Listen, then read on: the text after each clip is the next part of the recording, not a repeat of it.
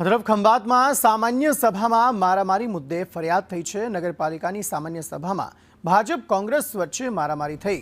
Chief officer સાથે ધક્કામુક્કી કરી તેમના શર્ટના બટન તોડી નાખવામાં આવ્યા। ચીફ ઓફિસરે કોંગ્રેસના 4 કાઉન્સિલર સામે ફરિયાદ નોંધી છે।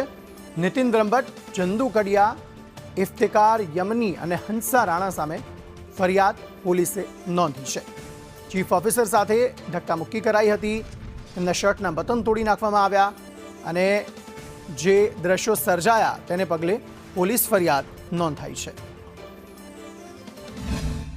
મીટિંગ પૂર્ણ કરી અને અમે ઊભા થઈ અમારી કચેરી તરફ જઈ રહ્યા હતા તે વખતે અમુક કાઉન્સિલરશ્રીઓએ દરવાજો બંધ કરી દીધો અને અમને ત્યાંથી જતા રોકવામાં આવ્યા।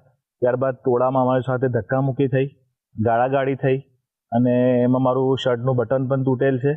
એમને મારી જોડે ખૂબ જ ગેરવર્તણૂક પણ કરેલ છે। એમને જે કોઈ રાજકીય તકલીફો હોય, એમને જે કોઈ પ્રશ્નો હોય એ તમામ એમની જગ્યાએ છે। એમને મારી ઉપર હાથ ઉપાડવાનો કે મારી વિરુદ્ધ આ પ્રકારે હાથ ચલાકી કરવાનો કોઈ અધિકાર નથી।